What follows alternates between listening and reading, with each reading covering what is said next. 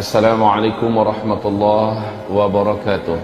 Ibarat pembahasan kita pada kajian di majlis ilmu ini, yakni pembahasan yang memang jarang disinggung-singgung, dibahas dan dibedah oleh para ulama di muka bumi, yaitu tentang Ya'juj dan Ma'juj. Lalu apa yang akan kita lakukan terhadapnya? Atau apa cara kita untuk menyikapi interaksi yang berbahaya bersama mereka?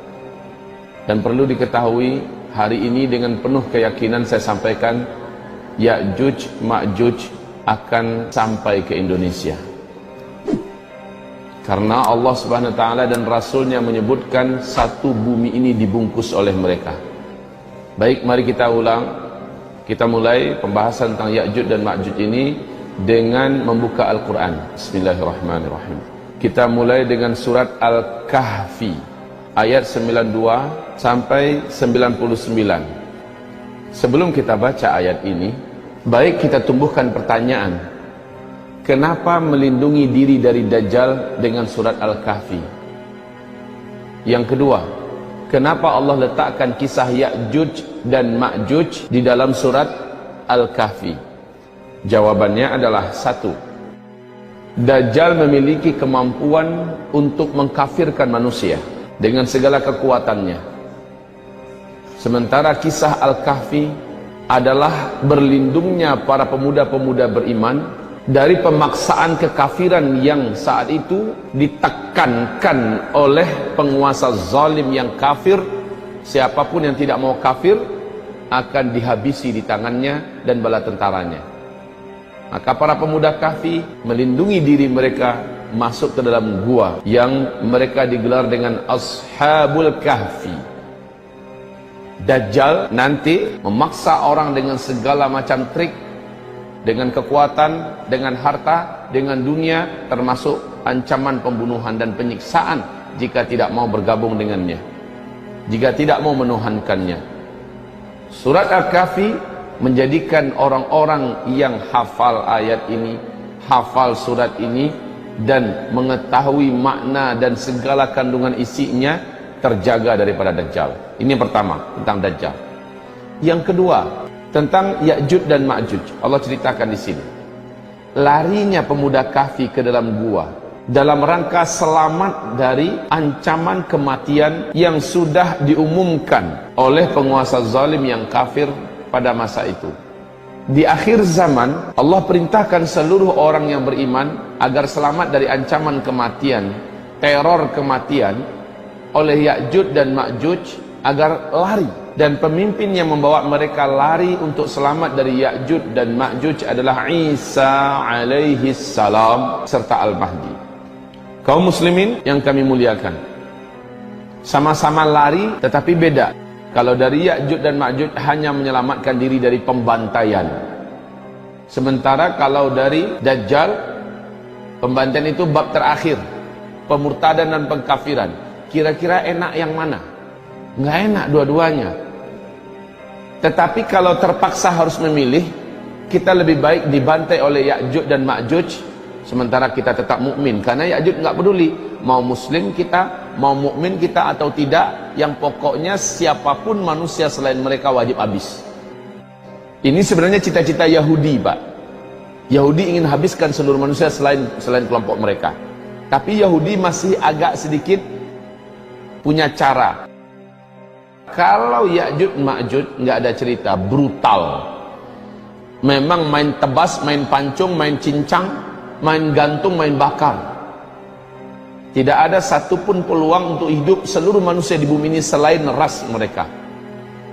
Bahwa hakikat Ya'juj dan Ma'juj ini benar-benar ada. Bagaimana Allah menceritakan mereka, kita perhatikan dan kita simak. A'udzu billahi minasyaitonir rajim. Ayat 92. Sebenarnya kisah mereka itu dimulai dari ayat 90 ya, kisah mereka yakni tentang Zulkarnain. Tapi penekanan kita ambil dari ayat 92. A'udzu billahi minasyaitonir rajim. Bismillahirrahmanirrahim. Hatta idza balagha bainas saddain wajada min dunihima qauma la yakaduna yafqahuna qawla. Dia ini adalah Zulkarnain. sang panglima tempur, raja penakluk yang tak terkalahkan, penguasa timur dan barat yang disebut dengan Dzulqarnain.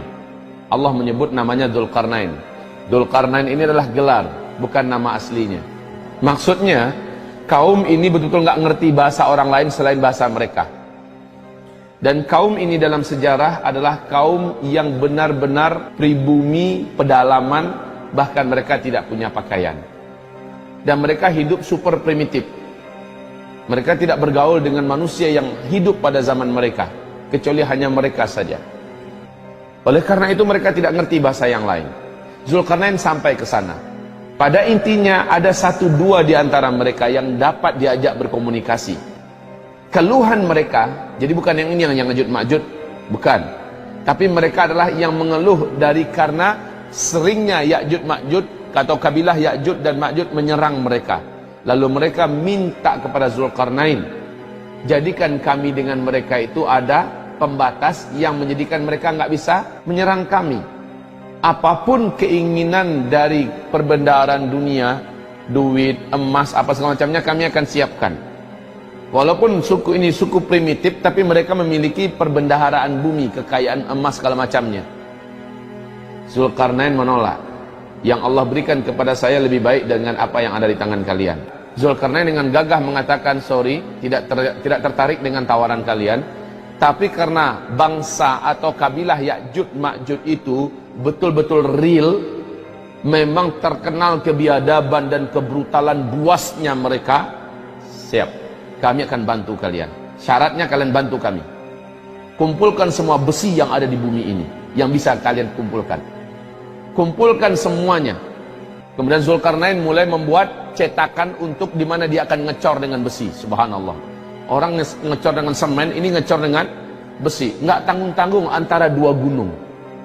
Gunung ini sama tingginya. Jadi dari puncak gunung ini ke puncak gunung ini, di sini dibuat cetakan. Di sana nanti akan dicor dari atas. Apa teknologi yang digunakan Dzulqarnain?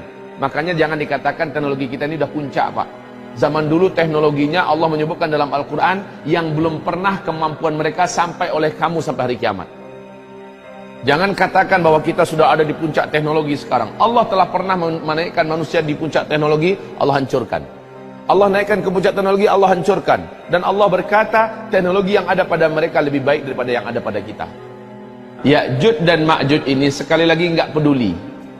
Ketemu binatang, binatang mereka tangkap, dan binatang itu mereka jadikan makanan mereka.